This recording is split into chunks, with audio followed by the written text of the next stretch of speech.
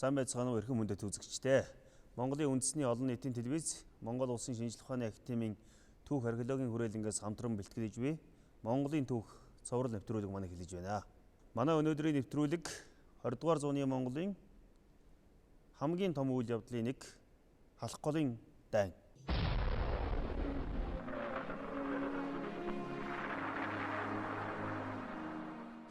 Өнөөдрийн нэвтрүүлэгт оролцогчдод танилцуулъя. Монгол Улсын шинжлэх ухааны академийн түүх археологийн хүрээлэнгийн Эрдэмтэн нарийн бичгийн дарга Монгол Улсын шинжлэх ухааны гавьяа зүтгэлтэн доктор профессор Хишигт. Монгол Улсын шинжлэх ухааны академийн түүх археологийн хүрээлэнгийн бүс нутаг орчин үеийн судалгааны салбарын эрхлэгч доктор Мягмар Самбат. Түүхийн шинжлэх ухааны доктор Батбаяр нар хүрэлцэж ирсэн байна. Энэ жил бол түүхт 80 жилийн халах голын 80 жилийн ойн өндөрлөг дээрээс бид нэр энэ 20 дугаар зууны Монголын түүхэнд гарсан үйл явдлыг дүгнэж түүхийн үүднээс эргэн харах гэж байна. Тэгэхээр 20 дугаар зууны энэ түүхэн үйл явдлыг бол мэдээж 1990-ад оноос өмнөх түүх эслэгдэж 1990-ад оноос хойших түүх эслэгдэж маш их судалсан. Харин 90-ад оноос хойших ерөнхий түүх хөшлөгийн тухайгаас асуудлаас гадна 90-ад оноос хойших түүх хөшлөгийн тухай ашиг тухай бас ярьж өгөө.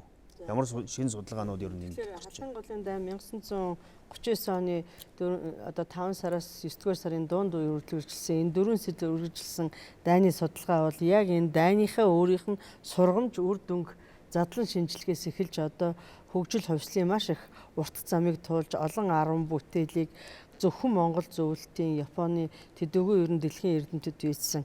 Энэ судалгаанд бол өмнөөс өмнөх судалгаан дээр бол манай Монголын эрдэмтэд бол бид нэр өөрсдийнхээ материал дээр гараад нэг үнний тухай ярьдаг байсан. Зөвлөлтийн эрдэмтэд бол бас тодорхой зохицуулсан байдлаар түүхэн ойгоор ч юм уу ном бичиж бас л өөрсдийнхээ үннийг ярьдаг байсан. Японы эрдэмтэд ч гэсэн олон 10 ном бүтээлж олон тонны үнний тухай л ярьдаг байсан.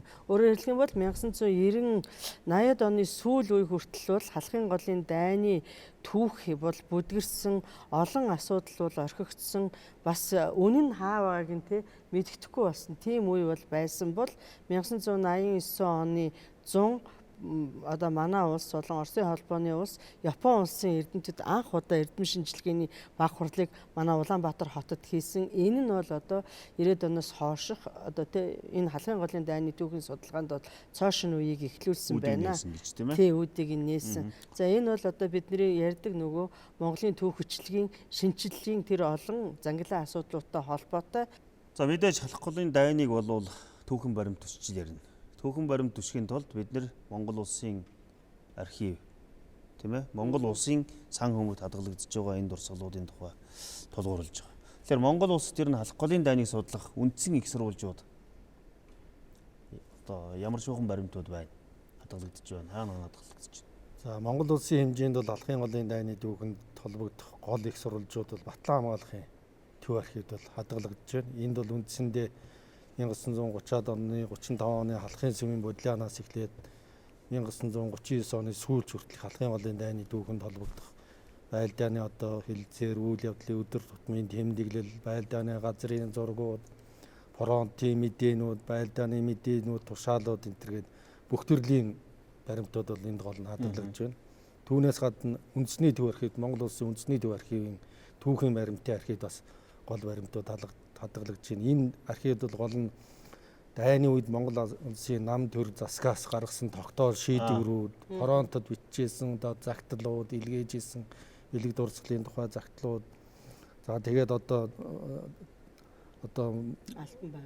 албан байгууллагуудаас фронт илгээсэн загтал бичиг энтер гэх мэтлэнгийн ийм улсын хэмжээний ийм том төрийн бодлогын хэмжээний болоод улсын хэмжээний баримтууд хадгалагдж байна.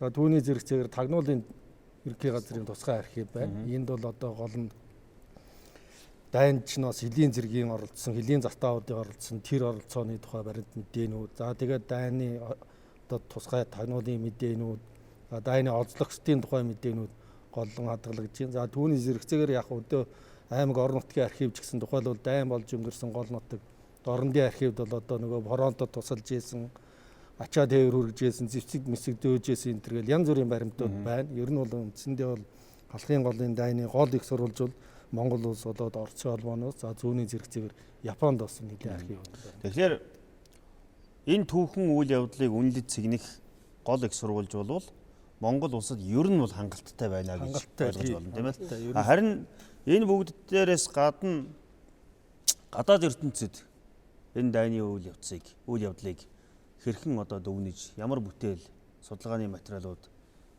хаана хадгалагдаж байгаа тухай доктор Батбаяр ярьж өгөө. Тэгэхээр ер нь алх голын дайн гэж бид нар бол үздэг. За энэ дээр бол бас хэлэх ёстой. Энэ 3 орны одоо түүхчид, судлаачдын одоо судалдаг ийм судлагдах юм. Тэгэхээр алх голын дайныг бол Японд бол Номон хааны хэрэг явдал гэж үздэг. Тэр одоо байгаа Номон хаанд болсон Номон хаан одоо бүр даваа гэж тэр одоо газар болсон утгаар нь за хоёрдугаарт хэрэг явдал одоо өөрөөр хэлбэл энэ бол хөлийн мөргөлдөө юм аа гэсэн утгаар нь Номон хааны хэрэг явдал гэж. За Оросын түүх судалд бол алх голын байлдаан гэж ярьдаг. Тэгэхээр бид бол алх голын дайн гэж ярьдаг. Тэгэхээр энэ 3 өөр бас өнцгөөс харж байгаа. Тий, энийг бас хэлхэн зүйтэй байна. Хятад юу гэж байна? За Хятад бас одоо Номон хааны хэрэг явдал гэсэн тэр Японы нэртэй ойролцоо нэрээр тий.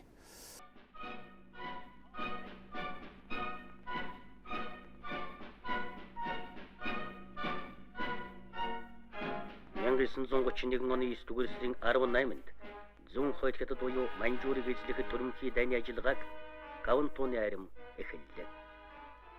3 сарын дотор Маньчжур Японы эзэмшилд орсон юм. 1932 оны 3 дугаар сард Маньчжурт Японы нөлөөний Маньчжугоо гэх тоглоомын улс байгуулж, Маньчжин улсын эзэн хааны сүүлчийн удмын бүү игэгчийг эзэн хаанд өргөмжлөлөө.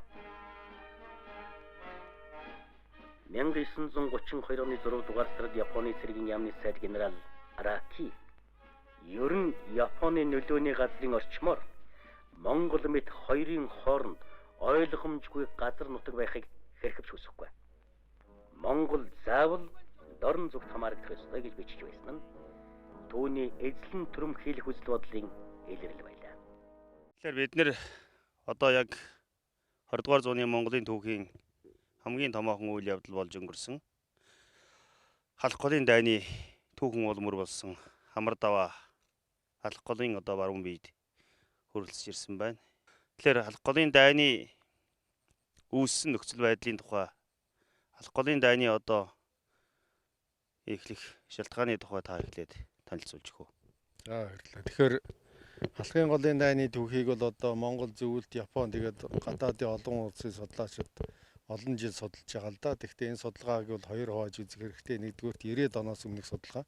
90-ад оноос өмнөх судалгаанд бол алхын голын дайн үүсэх гарах болсон гол шалтгааны юуг тайлбарж ирсэн гэхээр энэ бол ерөөсөө Японы Квантуны армийн эзлэн төрөмгийлэх төрөмгийн бодлогын үр дүн. Энэ зорилготой илгээ тайлбарж ирсэн. За 90-ад оноос хойш алх голын дайны судалгаа бас шинэ агуулга, шинэ чиглэлээр өгж байгааг та бүхэн бүгдээ мэдж байгаа. Тэгээ энэ үндсэн дээр одоо судлаачид юу гэж үзэж байгаа нөхөр алхын голын дайн гарах болсон гол шалтгаан нь тухайн үеийн олон улсын харилцаа, геостратегийн нөхцөл байдал, их гүрнүүдийн бодлоготой холбоотой гэж ингэ тайлбарлаж байна. За тухайлбал одоо энэ ямар бодлого байсан гэхээр Японы хувьд бол Японы Квантуны армийн хувьд бол одоо энэ алх голын дайнаар ингэ дамжаад их газар руу орж ирэх, их дайнаа явуулах ийм эхлэлийн цэг нь бол энэ алх голын дайн байсан. Тийм учраас энэ төрөмгийн дайныг үдээсэн. За хоёрдугаар зөвлөлтийн хувьд бол бас их гүрэнд тэр үедээ бас одоо энэ дайн бас гарах нь Япон зөвлөлтийн хооронд дайн гарах нь гэдгийг ямар тагнуулын олон улсын одоо гадаад харилцааны бүх шугамаараа мэдчихсэн. Тийм учраас дайныг чухам одоо энэ Японы армийн хаашин чиглүүлэх вэ гэдэг асуудал гарч ирсэн. Тийм учраас бас энэ Монголын нутаг дэвсгэрт энэ дайныг явуулах ийм шийдвэр гаргаж зөвлөлтийн 57 дугаар арми 1937 онд одоо Монгол улсын нутаг дэвсгэрт ирж байрлсан. Энэ нь бол бас алх голын дайн чухам энэ зөвлөлт Японы хоорондох энэ дайн энэ нутаг дэвсгэрт болох гарах болсон нэг үндэс болсон юм аа гэж судлаач тайлбарлаж байгаа. 1938 оны сүүлчээр Гаунтууны армийн штаб Манжго зөвлөлтийн хөлийн бодлооныг шийдвэрлэх хөтөлбөр гэсэн энэ төлөвлөгөө зохиож гаргасан юм.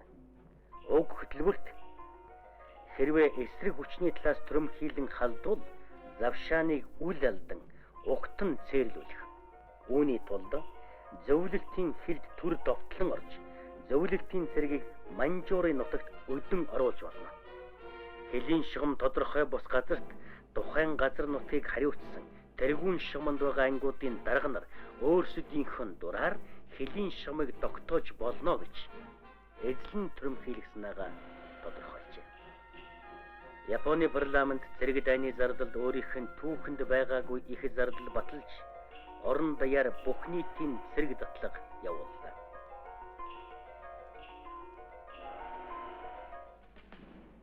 Гаунтууны армийн штаб бүгд наримдах Монгол ард улсыг эзлэх байлдаанаа халахын голын орчим хийхээр төлөвлөсөн юм. Хэрвээ халахын голын орионыг эзлэвэл Монгол төдийгүй зөвлөлтийн өвөр байгалийн чиглэлд түрэмхийлэл үйлдэх бүрэн боломжтой байсан юм. За нэгдүгээр тэр байна. Хоёрдугаарт мэдээж халах голын дайн бол зөвхөн цэрэг дайны үйл ажиллагаа биш. Энэ бол одоо улс төр дипломатын үйл ажиллагаа. Тэгэхээр бид нэр дөрөв хишгт доктор ярьлаа 90 оноос хойш одоо шинээр халах голын дайны түүхийг судлахдаа бид нэр цэрэг дайны ажиллагаагаа гүнзгийрүүлэн судлахаас гадна халах голын дайныгаа дэлхийн бодлого ялангуяа одоо олон улсын харилцаанд тавцан дээр тавьж тэр өнцгөөс нь одоо судалгааг нь илүү хийя гэсэн ийм бас шинэ хандлагууд сүүлийн үед гарч байгаа. За сүүлийн үед гарсан бүтээлүүдээс зүгээр товчхон дурдах юм бол Японд бол халах голын дайныг бас 45 оны 39 оны 8 дугаар сар гэсэн утгаар нь одоо Зөвлөлт улс, Япон, Тэрвийн Германы гурвалжин ийм дипломат бодлогын дунд тавьж судалсан бүтээлүүд бас сүүлийн үед их гарч байна. Олон их гүрнүүдийн харилцаанд тий. За Оросын холбооны улсад шин бүтээлүүд их гарч байгаа. Зүгээр сүүлийн нэг бүтээл дурдахад тэр олон улсын харилцаа талаас нь тухайн үед Зөвлөлт улсын гадаад хэргийн ардын комиссар байсан гадаад явдлын яамны сайд байсан Молотовын ач хүү Никонов Молотовын тухай одоо 2 ботном гаргасан. Энэ дээр бас халах голын дайны асуудлыг Оросын түүхчид бас шинээр авч үзэх юм хандлагууд ажиглаж байна.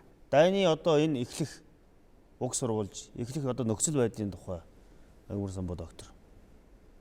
Тэгэхээр яг энэний өмнө бас нэг юм онцолж хэлэхэд сая одоо Бата хоёргоо хэлж байна.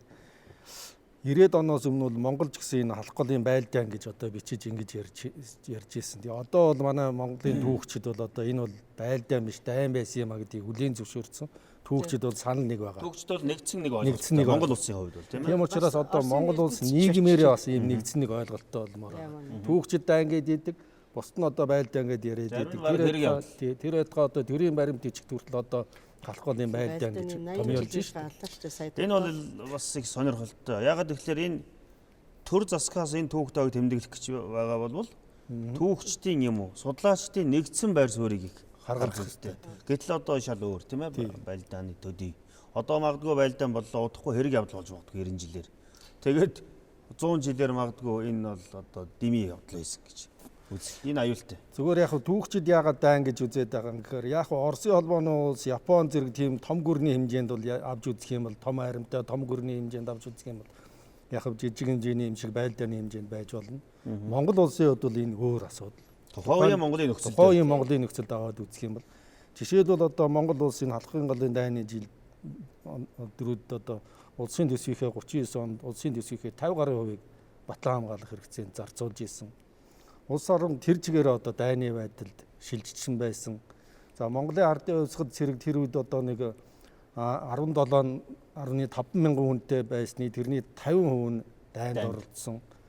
За тэгээ газар нутгийн хувьд бол яг бид нар ингээ халах голын тэнд нэг жижигхэн газар нутгийн хэмжээнд болсон гэж ойлгоод байгаа юм шиг боловч үнэндээ одоо ингээд газрын байлдаан бол халах голынхоо зүүн эрэгт голчлон болсон. Агаарын байлдаан бол нааша Японы нисгүүцэнд хамсгийг бол одоо хэд хэдэн удаа бөмбөгдсөн.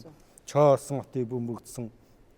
Ингээд энэ улс орныхаа хэмжээнд тэр үеийн Монгол улсын хэмжээнд ингээд аваад үзэх юм бол яа харахгүй нь бол дайн байсан юм байна. Тийм ч учраас нөгөө манай найрагчид бол алах голын дайн бол хайртай өхнөөс дайснаас хамгаалсан хамаг ардын дайн байсан юм а гэж ичдэг чинь яг үнэн байгаа. Тэр бол одоо ингээд судалгааны хэвцэд яг тодорхой болж шүү дээ. За дайн үүсэх нөхцөл бол 1930-аад оныхынд бол тодорхой болсон.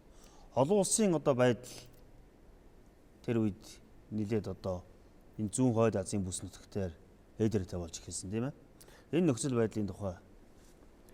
Тэгэхээр 1900 бид нэр 35 оноос халахын сүмийн бодлоноос ер нь эхэлж ярьдаг л да. Дайны асуудал. 1935 оны ихэр Япон манжийн цэргүүд манай улсын хилд нэвтрэн газар орны зураг авах тагнуул дуршуул ажил хийх явдал идэвхжлээ.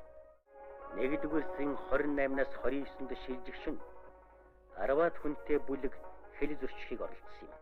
Багадраг гонгор хэдийгээр ганцаараа байсан ч эрэлхэгээр тулалдаж тэднийг эх орныхон хэлийг алхуулалгүй хөөж гаргаад ийхүү эх орнд өнгөрсөн тангарахтан үнэмчээр эрэлхэгээр хамгаалсны учир түүнийг бүгд найрамдах Монгол ард улсын баатар цолоор шагнасан юм.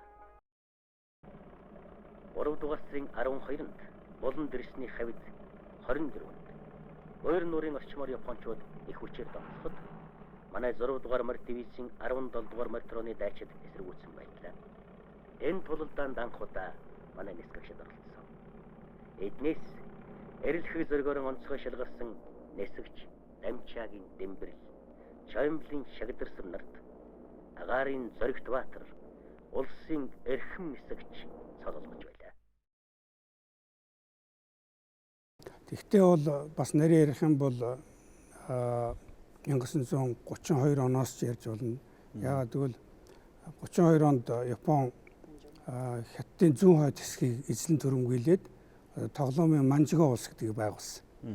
Өөрөлд энэ Манжго гэж улс одоо тоглоомын улс бол Зөвлбод улстай ч тэр манай бүгд Монгол ард улстай тэр шууд хилдэг. Ийм тоглоомын улс бий болсон. Тэр өөрөлд бидний хувьд бол Манжго улсын төв нь одоогийн Чанчун хот. Тэр үед бол Шинжин гэж нэрлэж байсан нийслэл нь. Одоогийн бол Чанчун. Гэрийн мужийн. Тий. Одоогийн Чанчун хот. Тэгэхээр 32 оноос ер нь бол зүүн хойд хятад байдал орцсож эхэлсэн. За Зөвлбод улс ялангуяа түүний удирдагч Сталин бол 32 оноос эхлээд бүгд Монгол ард улсын батлан хамгаалах асуудалд сэтгэл төгсөж эхэлсэн байдаг.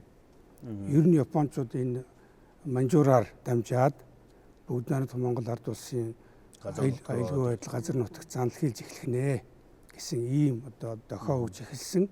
За үүний анхных нь бол тэр 35 оны халахын сүмийн бодлоо.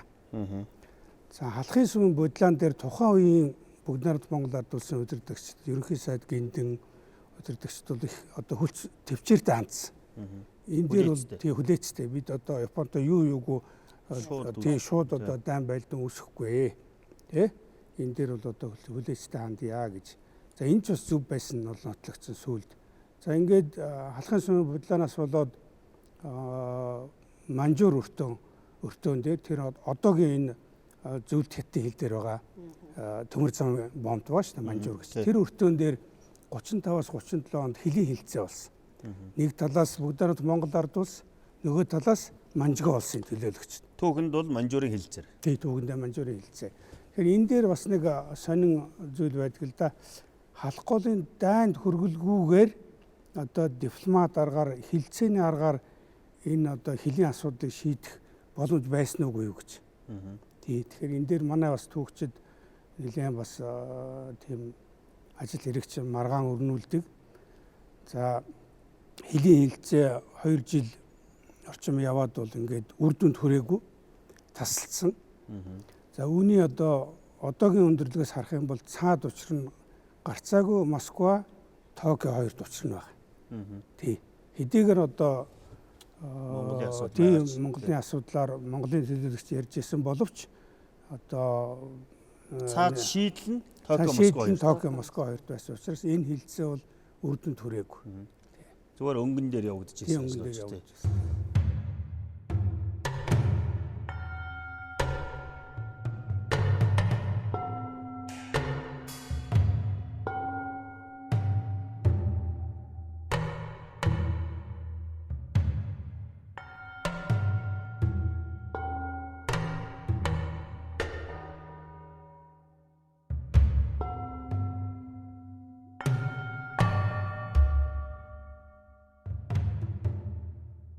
На третьей сессии Верховного Совета СССР глава советского правительства товарищ Молотов заявил, что границу Монгольской Народной Республики в силу заключенного между нами договора о взаимопомощи мы будем защищать так же решительно, как свою собственную границу.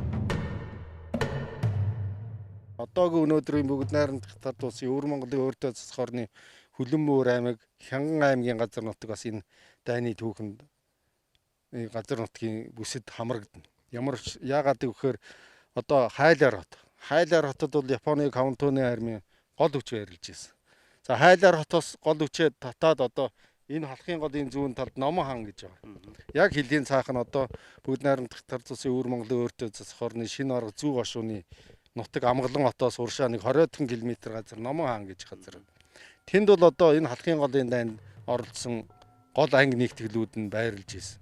Тийм ч учраас одоо Хятад Японы судлаачид бол Номон хааны дайн гэж нэрлэдэг байгаа ш. Тэр Номон хааны дайн гэж нэрлэдэг байгаа нь ямар учиртай гэхээр тэр газрын нэр. Тэнд нөгөө энэ халахын голын дайнд оролцсон Японы армийн гол хүч байрлаж байгаа л наашаа давшланд орсон. Тийм учраас Номон хааны дайн гэж нэрлэдэг байгаа. Тэгээ ерөнхийдөө бол одоо ингээд бөөр нуур ингээд энэ хилийн дагуу Японы олон Каунтоны армийн анги салбар үнцэн хүчүүд нь байрлаж байсан. За түүний зэрэгцээр 1939 оны 9 сарын байлдаа халахын голын дайн чинь бол одоо 8 сарын 20-нд ерөнхий давшилт эхлээд 30-ны хооронд 10 хоногийн дотор одоо энэ халахын голоос хил хүртэлх энэ бүс нутагт бол гол хүчийн бол Японы армийн гол хүчийн бол үндсэндээ устгасан шүү дээ. Тэгэхээр энд ялагдал хүлээсэн Японы арми урдуур одоо эндээс бол 60-70 км-ийн өмнө байгаа тэр Ман уул, Эрс уул тэрүүгээр наашаа давшилтанд орж хийсэн. Урдлаасаа бүр эсрэг чиглэлээр урдлаасаа. Тэгэхээр тэр хүч нь тэр халуун аршаан гэдэг газарт ирж ирсэн. Тэгэхээр халуун аршаанд бол Японы армийн Каунтоны армийн удирдлага бол 1935-аас 1937 онд одоо өнөөгийн Улаанхат хотоос энэ халуун аршаа хүртэл төмөр зам тавьсан. Тэр бол цэргийн зориулттай төмөр зам байсан. Тэр төмөр замаар бол тэнд бол одоо цэргийн гол хүчээ бас нэг хүчээ татан азар зэр зэвсийг цэрэг татан азарж байрлаж үзсэн. Тэгэхээр халуун аршаанд байсан цэргүүд бол 1939 оны 9 сард бол Ман уул, Эрс уулын чиглэлээр бас давталж орж ихэлсэн. Тэнд бас томоохон байлдаа орсон. Тийм учраас энэ халах голын дайны нутаг дэвсгэр бол ер нь бол ингээд их өргөн нутаг дэвсгэрийг хамарсан л да.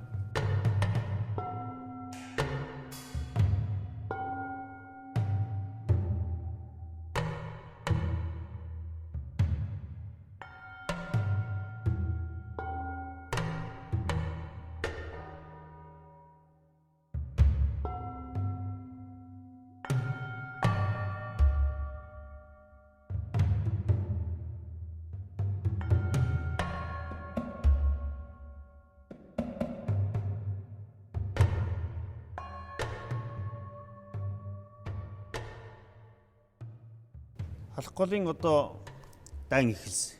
Энийг бол манай түүхэнд зарлаагүй дайн гэж хэлдэг. Тий. За зарлаагүй дайны учрыг.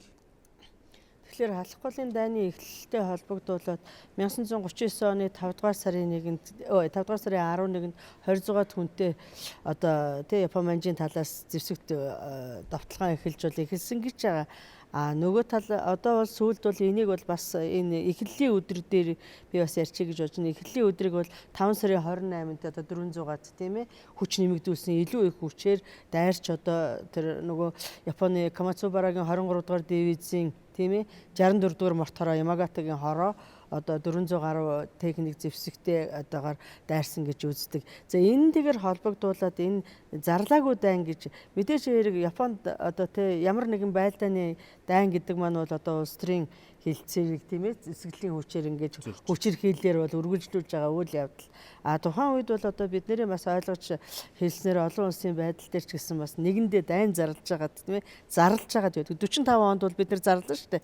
45 оны 8 сарын 8 зөвлөлбөд улс зарлаад 10 бол албан ёсоор бол манайх Японд дайн зарлана. Гэтэл ийм байгаагүй хэлийн мөргөлдөөнөөс үүссэн энэ үйл ажиллагаагаа яг тэр чигээр нь тийм ээ Япон манжийн зүгээс байх ёстой юм шиг л яваад ороод ирсэн учраас бол манай судлаачид одоо доктор Болд энтер бол энэ бол зарлаагүй дайн юм а гэсэн.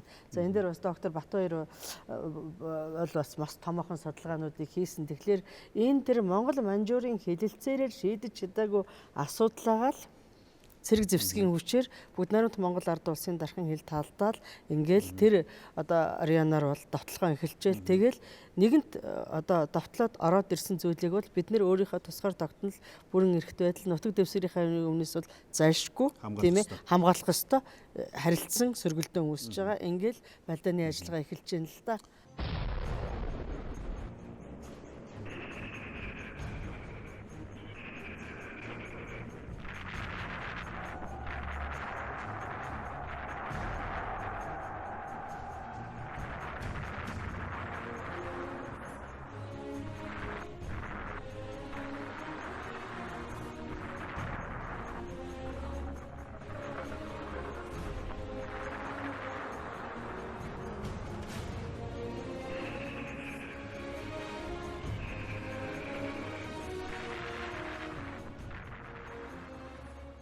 Тэгэхээр халахын голын дайнд бас бусад дайнуудтай харьцуулахад бас онцлог байна. Хид хідэн юмыг байна. Тэр дотроос би 2-3 юм дурдъя. Жишээлбэл халахын голын дайны түүхэнд бол одоо дэлхийн дайны түүхэнд агаарын хамгийн том тулдаа энэ халахын голын дайн болсон. Нисэх онгоц 2 талаас одоо оролцсон 1000 гаруй нисэх онгоц оролцсон. Ийм агаарын хамгийн том тулдаа. За хоёрдугаар танк гэдэг бол тэр үедээ бол бас орчин үеийн зэвсэг тооцогч байсан маш хүчрхэг. Тэгэхээр бас энд бол танкийн хамгийн том тулдаас. Одоо бид нэр 900 өндөрлөг ихтэл тэн чинь одоо зөвлөлтийн армийн танкийн батальон, 900 командсан танкийн батальон тэр стратеги хамгийн чухал газрыг эзэлж аваад тийм учраас 900 өндөрлөг гэж нэрлэгдсэн тийм түүхтэй.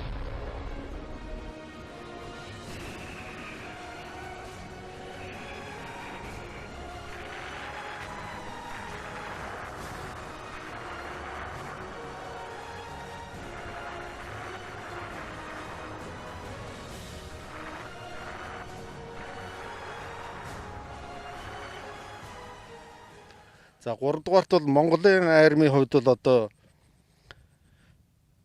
хэдэн мянган жилийн түүхтэй Монголын морь цэргийн одоо яг хамгийн сүүлчийн чивэн дэхтэй сүүлчийн хамгийн том дулаа.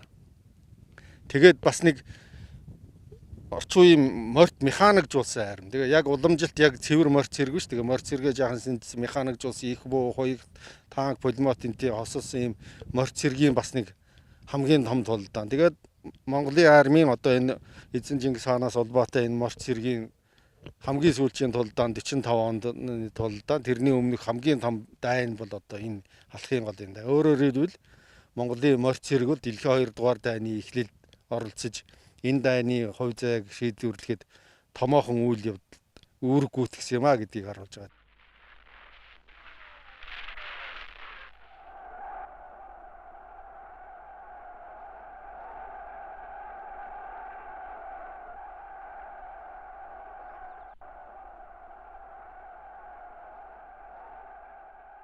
Саяхан нэг халах голын тухай баримт итгэн гарсан.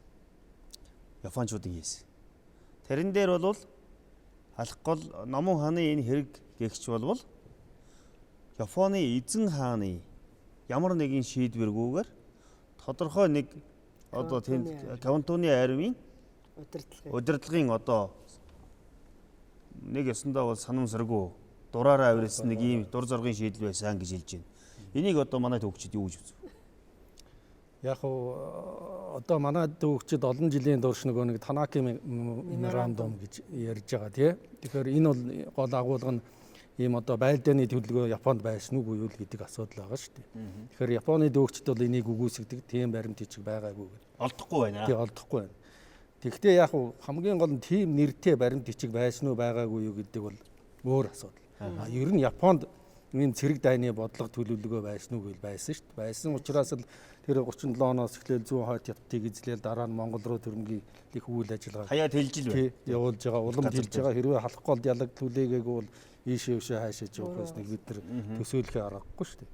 Тийм учраас энэ бол халах голын дайн бол зүгээр нэг одоо цэргийн эрхтний дураараа гаргасан шийдвэр юм уу? Эсвэл нэг хэсэг бүлэг цэргийн дарга нарын одоо замраагүй дураараа эзэн хаандаа мэддэгдэлгүй хийсэн ийм үйлдэл биш. Энэ бол одоо Японы төрийн бодлогоор тэр дайны бодлогын хүрээнд явагдсан томоохон цэрэг дайны үйл ажиллагаа л гэж одоо манай дүүгчид бол дүгнж байгаа. Оросын холбооны улсын дүүгчид ч гэсэн ийм байр Тэр бодлогыг тусгална. Тусгална, үргэлжилнэ. Энэ эхлэл. Ерөөсөө дайн гэдэг чинь улс төрийн бодлогын үргэлжил.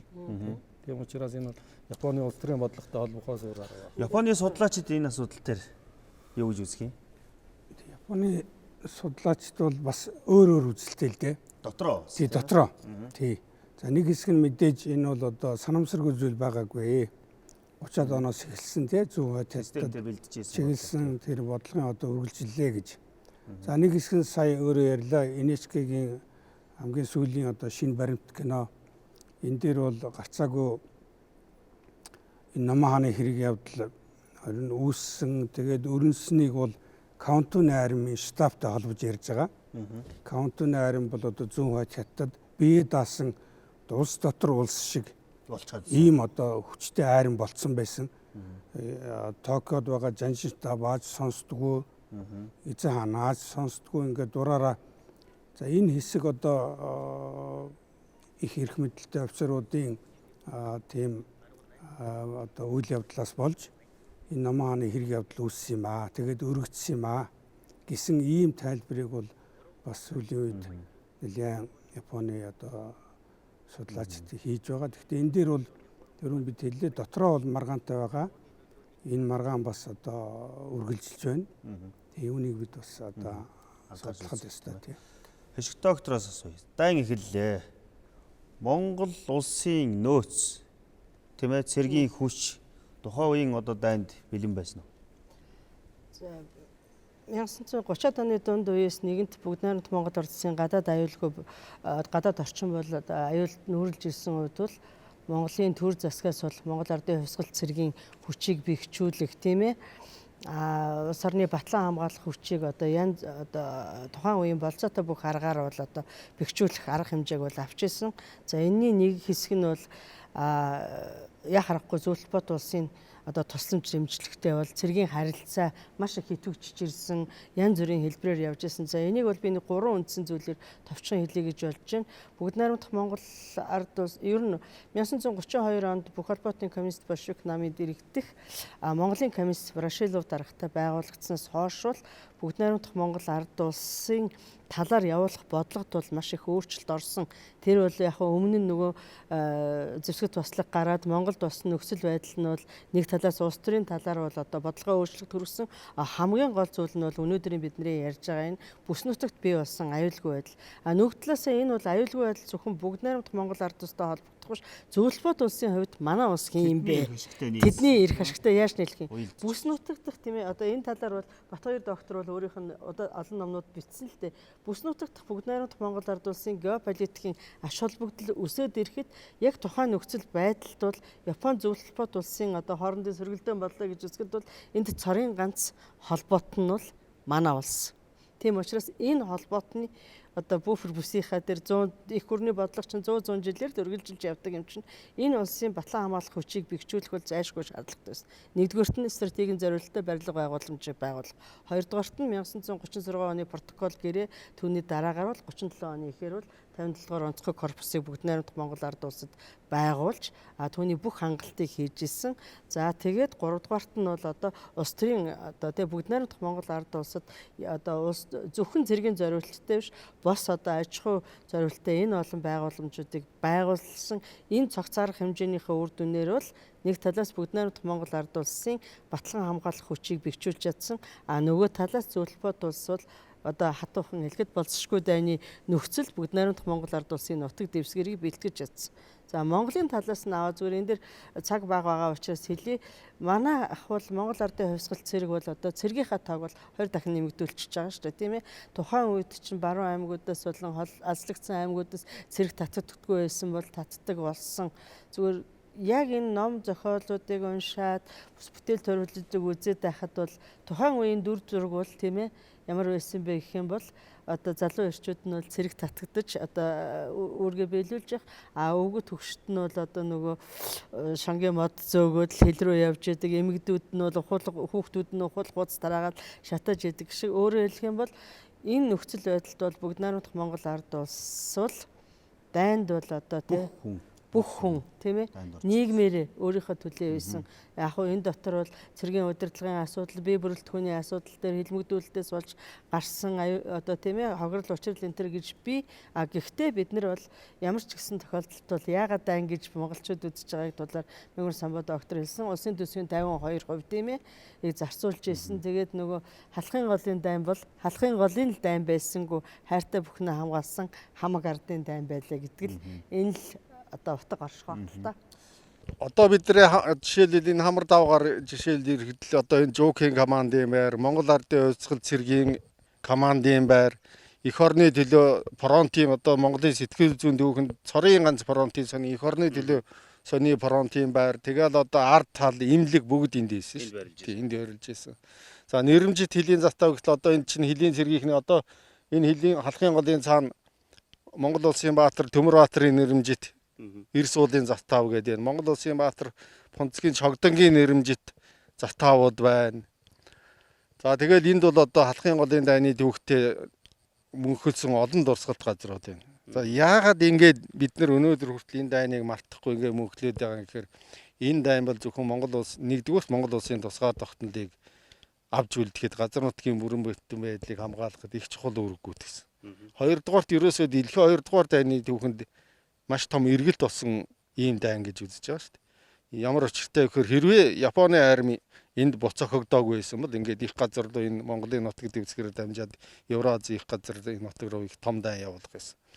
Энд ялагдсан Японы арми их газрын төлөөх тулдаанаа зогсоогоод фронтын чиглэл шал өөр чигт зүүн Азийн далайн тийшээ чиглэсэн шүү дээ. Ийм одоо хүн төрөлхтний түүхэнд томоохон үйл явдал одоо эргэлт авчирсан ийм дайн байсан учраас Монголын ард түмэн энэ дайны түүхийг мартаж болохгүй.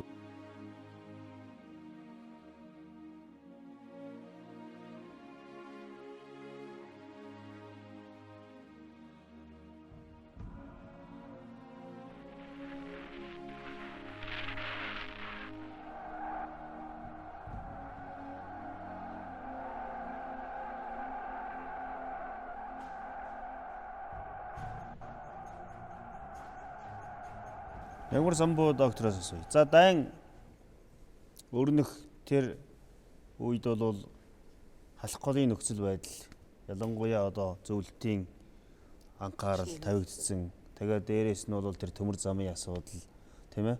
Олон асуудлууд бол явагдаж ирсэн. Ер нь бол далдуураа аль аль нь бэлдэж ирсэн ийм асуудал харагдаж байгаа.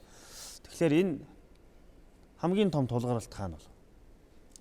Яг ер нь бол яг халах голын дайн бол нэлээд хэдэн үе шаттай явагдсан л да. Юуны дөрөнд бид нар түрүүн хэллээ нэг халахын сүмийн 35 оны мөргөлдөөнөөс 39 он хүртэлх 4 жилийн хугацаанд чинь энэ хил дээрх зэвсэгт мөргөлдөөн Япон манжийн талаас Монголын хэлийг давтлах энэ үйл ажиллагаа чинь тасралтгүй үргэлжилжсэн шүү дээ. Бүрэн бүс тооцоогоор бол энэ хугацаанд бол одоо 30 гаруй 40-од удаач одоо хил дээр том жижиг толгоролт болсон гэсэн мэдээ байгаа.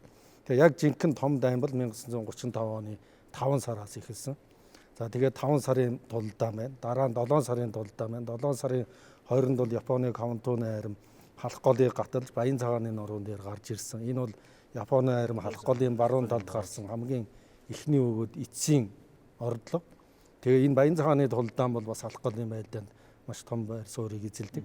Дараа 8 сарын байлдаан тэгээд 8 сарын 20-наас эхэлсэн Монгол зөвлөлтийн зэргийн ерөнхий давшилт гэсэн ийм үе шаттай явагдсан. За түүнээс гадна агаарын тулдаанууд байна. Халах голын дайнд бол одоо хоёр талаас олон тооны онгоц оролцсон агаарын тулдаанууд маш их болж байсан. Ерөнхийдөө бол дэлхийн цэргийн урлагийн дүүхэнд өмнө гарч байгаа агаарын тулдаанууд халах голд л болж исэн гэсэн ийм баримтууд бол байгаа юм. Тэгэхээр чинь одоо дэлхийн цэрэг дайны одоо түүхэнд урлагийн дүүхэнд бол том одоо ихлэл болж байгаа шүү дээ. Дээрээс нь энэ халах гол дээр магадгүй бактериологийн зэвсэг одоо туршихын эхлэл тийм ээ. Одоо уг суур тавигдж байсан тийм 731-р өдрөө чи тэр харбинд байсан тэр салбарууд нь хайлаар ингээл тэрээд болж ирсэн.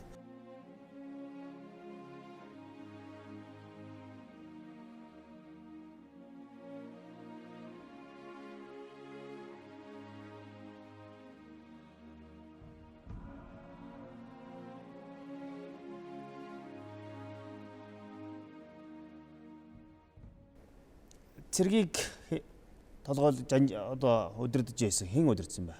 Цэрэн үү? За ерөнхийдөө Эсвэл яг хөө логсон. Монгол ардын халахын голын дайнд бол нэг талаас Монгол зөвлөлтийн арим, нэг тал нөгөө талаас Япон манжийн арим оролцсон. Зөвлөлтийн 57 дугаар аримыг бол эхлээд Бекленко удирж ирсэн, дараа нь Жоков Жанжи ирж удирдсан шүү дээ. Тэгсэн. 5 сарын сүүлчээс 6 сарын сарын эхнээс эхлээд тийм. За Монгол ардын хувьсгал цэргийг бол ерөнхийд нь бол одоо бүх цэргийн явдлын яамны сайд бүх цэргийн жанжи маршал Чоо болсон бол ерөнхийд нь удирж ирсэн. А гэхдээ Чоо болсон бол 2 удаа фронт очсон. 6 дугаар сар, 9 дугаар сард бол фронт очиж 2 удаа л очсон. Нэг нь бол дайн эд өрнж явахад нэг нь дайн төгссөн дээр. Дайны төгсгөл тий. А яг одоо халахын гол тулж исэн Монгол ардын хувьсгал цэргийн анги салбаруудыг одоо 5 сараас 7 сарын 1 хүртэл одоо цэргийн явдлын яамны сайд бүх цэргийн жанжны орлогч Лувсан Доной бол Лувсан Доной удирж исэн тий. Тэгээд Лувсан Доной бол улс төрийн хил сэргийгт хэлмэгдээ 7 сарын 1-нд баривчилсан. Дайны талбар дээрээс. Тий, дайны талбар дээрээс баривчлагдсан. Нөгөө бидний өмнөх нэвтрүүлэг дээр яригдчихсэн улс төрийн хэлмэгдүүл чинь энэ дайны талбар дээр ч гэсэн бас явж исэн. За Лувсан Донойг баригдсны дараа жанжны тушаа маршал Чоосынгийн тушаалаар бол улс төрийн газрын дарга Лавгсрэнг бүх цэргийн жанжны орлогчоор томилсон. Тэгээд Лавгсрэн бол ерөнхийдөө 6 сарын 37 сарын 1-ний үеэр боронт очсон. Дараа нь бол одоо бүх цэргийн жанжин штабын дараагаар 7 дугаар дивизийн дарга цэрэн томилсон. Тэгээд 7 дугаар сарын 10-ны үеэс эхлээд бол фронтоор байлж байгаа анги салбарыг бол одоо жанжин Лавгсрэн жанжин штабын дарга цэрэн нар удирдсан. Эдгээрийн удирдлагын дор Монгол ардын хувьсгал царгийн хээрийн штаб бол 7 сарын 10-нд бол байгуулагдсан. Тэгээ хээрийн штаб халах голын хамар даваанд Жоков жанжны командын байрын хажууд бол Монгол ардын хувьсгал цэргийн хээрийн штаб байрлаж ирсэн. Тэгээд энэ штабаас бол ерөнхийд нь дайны Монгол ардын хувьсгал цэргийн анги салбаруудыг удирдсан байна. За Батбаяр доктор бол халах голын энэ дайны үйл явдлыг бол үешилж үзсэн тийм ээ. Өөрийнхөө судалгаанд одоо хэдэн одоо үе шаттайгаар авч үзэж болно гэж. Үнэхээр дайны үйл явдлыг бол тодорхой харъя гэвэл үе шаттайгаар одоо харж болох юм аа гэдэг. Энэ бол мэдээж олон улсынхаа тухайн үеийн нөхцөл байдалтай бас холбоотой юм. Тий. Тэгэхээр энэ дээр би халах голын дайм яг эд явж явах 39 оны 100. 39 оны 100 бол олон улсын байдлыг аваад үзэх юм бол Зөвлөлт улсын өмнө 2 сонголт байсан л да. Нэгдүгээр сонголт нь одоо Гитлерийн Герман фашизмын аюулыг зайлуулахын тулд нэг бол Англи, Францтай одоо холбоотон болох. Эвсэл байгуулах. А эсвэл одоо Германтай холбоотон болж бас одоо дайныг аюулыг хойшлуулах. Тэгэхээр энэ 39 оны 100 Зөвлөлт улс Сталин, Молотовын энэ удирдагчдын хувьд бол халах голж явж исэн цэрэг дайны ажиллагаа, за Москвад явж исэн дипломат ажиллагаа хоёрыг маш нягт уйлдуулсан байгаа нь харагдаж байгаа. Тэгэхээр 5 сарын 11-нд халах голын дай эхэлж байна. Тэгэхэд бол Молотов, Риббентроп хоёрын яриа хэлцээ бас. Германы гадаад хэргийн сайд. Тий, гадаад хэргийн сайдтай зөвлөлтийн гадаад хэргийн сайд яриа хэлцээ эхэлж байдаг. За ингээд халах голын дай түрүүн доктор Самбуу хэллээ. Баян цагаанд одоо ялт болж байдаг. Энэ дээр бол тий 7 сард тэгэхэд бол зөвлөлт Германы яриа хэлцээ яг эд үедээ явж байгаа жишээтэй. Хамгийн сүүлд 8 сарын 20-ны ерөнхий давшилт болоод одоо зөвлөлт Монголын цэрэг хамтарсан цэрэг халах голын зүүн ирэг дээр Каунтоны армийн 23 дугаар дивизийг бүрэн өсөн бүслээд буцсагч хахад Москвад Сталин, Молотов хоёр Германы гадаад хэргийн сайд Риббентропыг урьж явах жишээтэй. Яг тэр цаг. Яг тэр цаг үед. Тэгээд 8 сарын 20-нд ерөнхий давшилт болоод 23-нд бүслээд дуусч байхад 24-ний 3-нд Риббентроп Москвад ирээд 24-ний үүрээр зөвлөлт Германы үл давтлах гэрээнд гар үсгэж орж байгаа. Тэгэхээр бол өөрөөр хэлбэл би юу хэлэх гээд байна гэхээр Зөвлөлт улсын одоо бодлого бол маш одоо тийм нарийн халах голд болж исэн байлдааны үйл ажиллагаа, Европт явж байсан дипломат үйл ажиллагааг маш нарийн хослуулж явуулжээ. За үүний зорилго нь юу байсан гэхээр Сталин бол ерөөсөө ганц зорилготой байсан. Зөвлөлтийг хоёр фронт дээр дайнд татан оруулахгүй. Европод, Азид. Тэгэхээр ямар ч одоо аргаар хамаагүй Японыг буцсах цэргийн хүчээр. Үүнийг бол одоо Жоков Жанжин даалгасан. Үүнийг чи хийж гүйцэтгэв. А Европт бол дипломат аргаар дайныг хойшлуулах. Тэгэхээр Германд одоо үл давтлах гэрээ байгуулж иж дайныг хойшлуулсан. Ийм одоо үйл явдал өрнөж ирсэн. Эндээс бол ер нь халах голын дайны түүхийг судлахын тулд бол тухайн үеийн их гүрнүүдийн оролцооны харилцааг бас гаргах ёстой гэдгийг харж байна тийм ээ. Өөрөөр хэлбэл тэр улс орнуудын бодлоготой бас энэ үйл явдал маань холбогдоод байсан гэж. Тийм ч учраас одоо Монголын төвчд бол халах голын дайныг бол дэлхийн 2 дугаар дайны эхлэл байсан юм а гэж сүүлийн үед бол ингэж үзэж байна. Өөрөөр хэлбэл энэ бол зөвхөн одоо Монгол Японы хоорондын цэрэг дайны ажиллагаа биш, бүс нутагт бүр цаашдаа дэлхийн хэмжээнд одоо өрнөсөн их үйл явдлын өмнөх одоо түүчээ болж байсан гэдэг утгаараа бол одоо бас өөрөөр хэлбэл нарийн ярих юм бол 20 дугаар зууны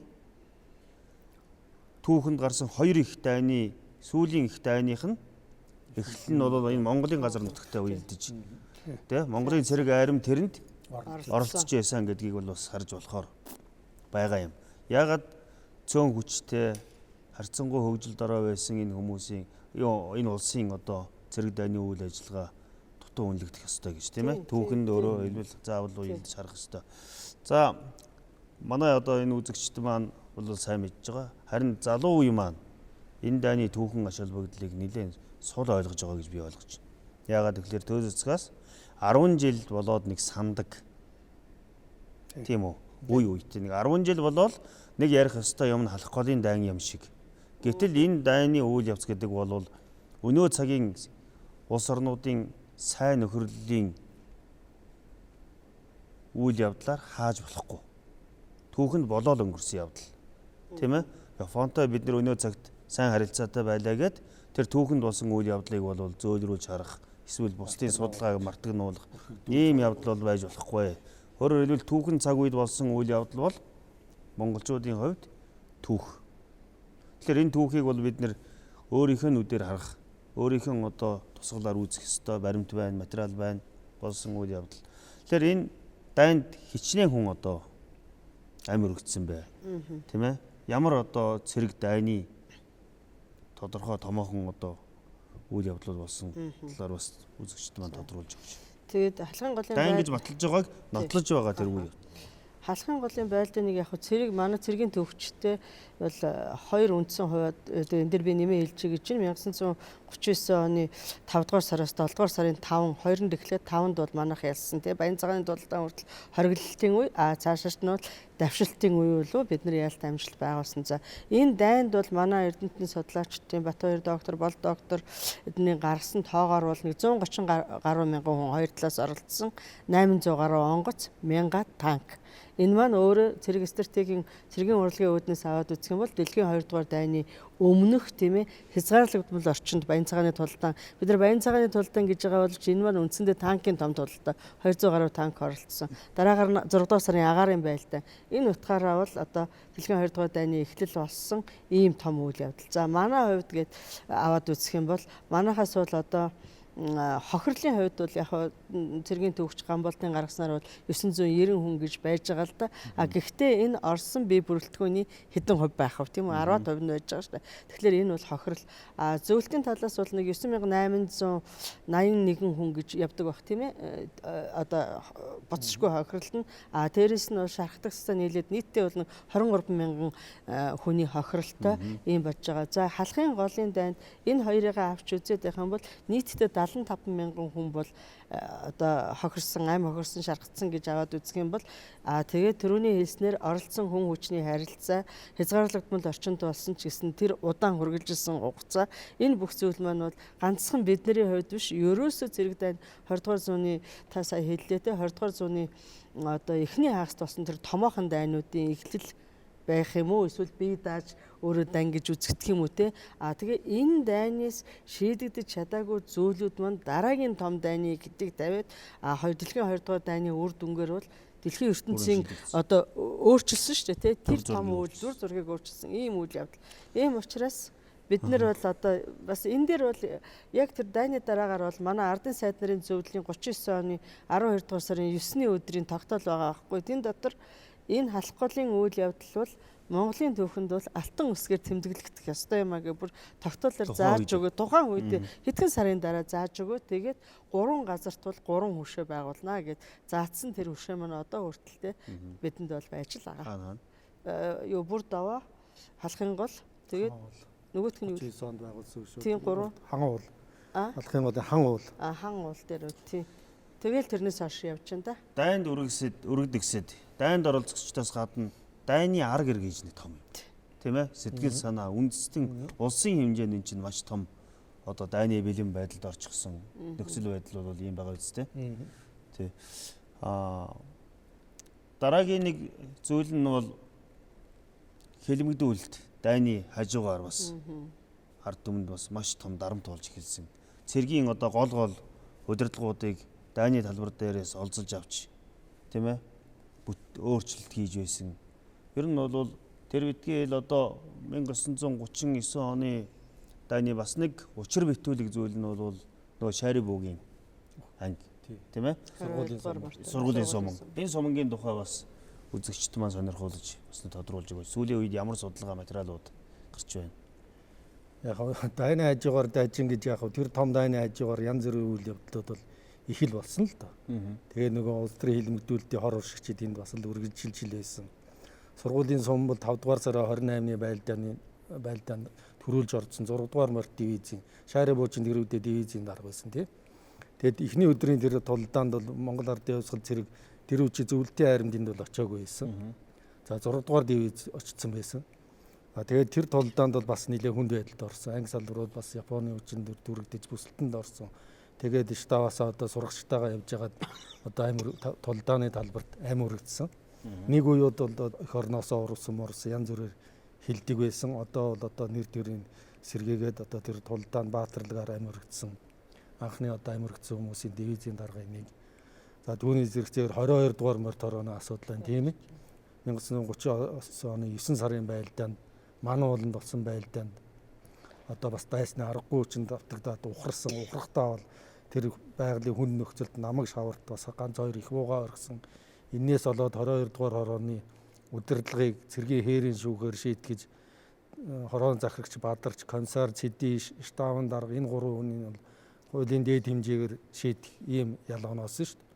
Тэгээд яг одоо улс төрийн удирдагч штабын дарга 2 нь бол аймгүйх өргөдөл бичээд амьд гарсан. Бадарч генерал Зэдэшгүй шүү. Биш. Бадарч дарга бол одоо Хөвсгөл аймгийн харьяат маш залуу хүн, зоригтой хүн. Тэгээд одоо шоронд гуруулаа сууж хагаад одоо ингээд улс төрийн удирдагч штабын дарга 2 нь өргөдлөө ичээ та одоо өргөдлөө бичихгүй юм уу?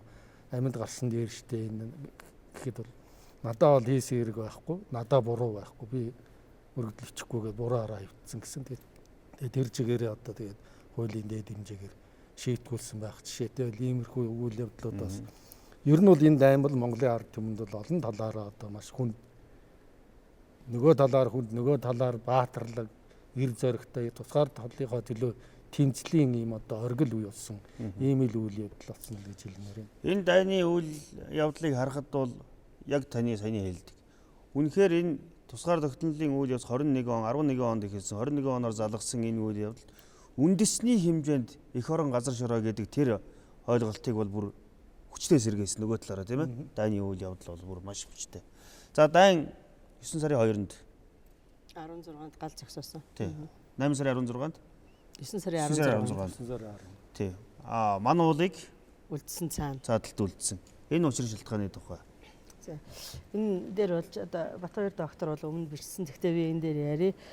Сая тэр 8 сарын 20-нд эхэлсэн ерөнхий давшилт 23-нд бүслээд 31-нд бол одоо яг Японы нөгөө дивизийг тий 6 дугаар дивизийг бол одоо буцаагсны дараагаар бол Москвад явагдчихсэн тэр дипломат бодлогын хэмжээнд бол 9 сарын 11-нд Япон бол халахын голын зүүн эргээр бол нөмөргийн голоор бол гараад ирсэн.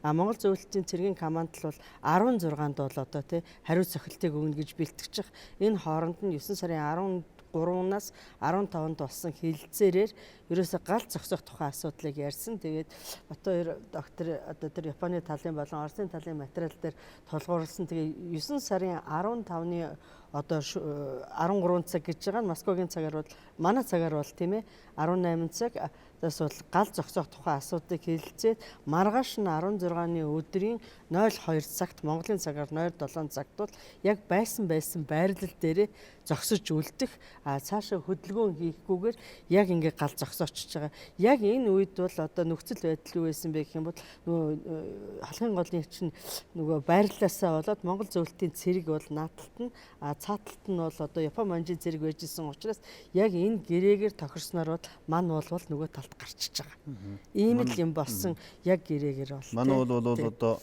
хилийн цаана үлдсэн. Одоо бол яг халах голын Нөмөргийн голын зүүн талд тий.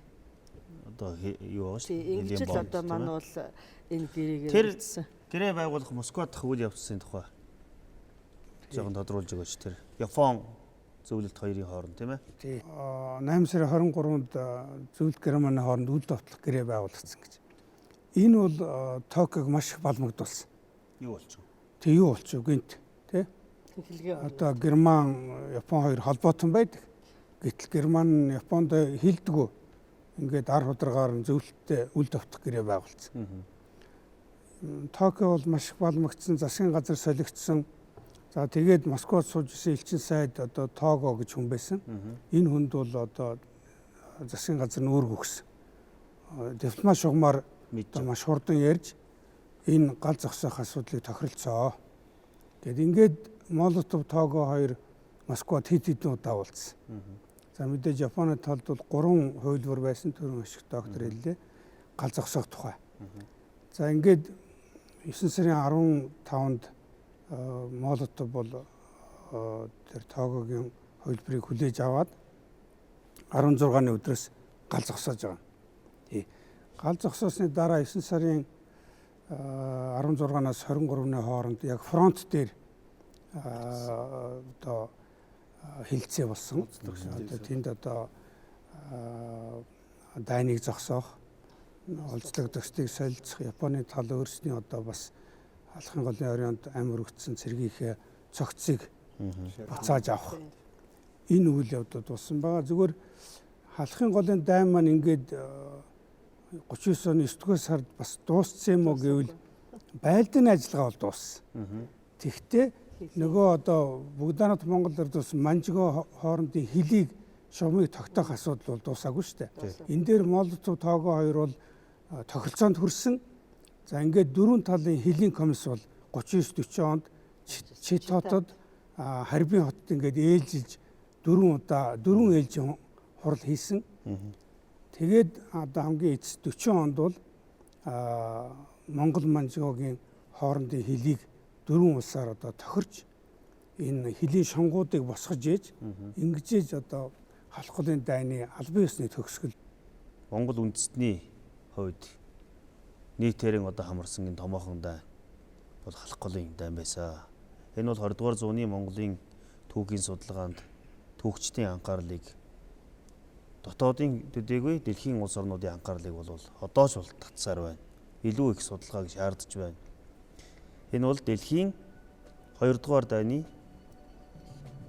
үүд босгон байсан гэдгийг бол харуулж байна. 2 дугаарт бол монголчуудын хувьд дайн байсан юм аа. Монголын ард түмэн газар нутаг тусгаар тогтнолынхаа төлөө нийтээрэн одоо тэмцсэн их тэмцлийн эхлэл байсан. Энэний үр дүнд бол монголчууд хэдэн жил үргэлжилж байж бие даасан тусгаар тогтнолын статус квогоо тогтоож авсан. Хэдийгээр зөвлөлтийн Японы хоорондын том харилцаа байсан мэт харагдах боловч монголчуудын хувьд бол Монголын газар нутаг дээр өрнөсөн монголчуудын эх орон тусгаар тогтнолынхаа төлөө тэмцсэн тэмцэл байсан гэдгийг бол түүх хөдлөшгүй нотлоноо. Ингээд 80 жилийн босгон дээр халах голын дайныг эргэн харах юм байна.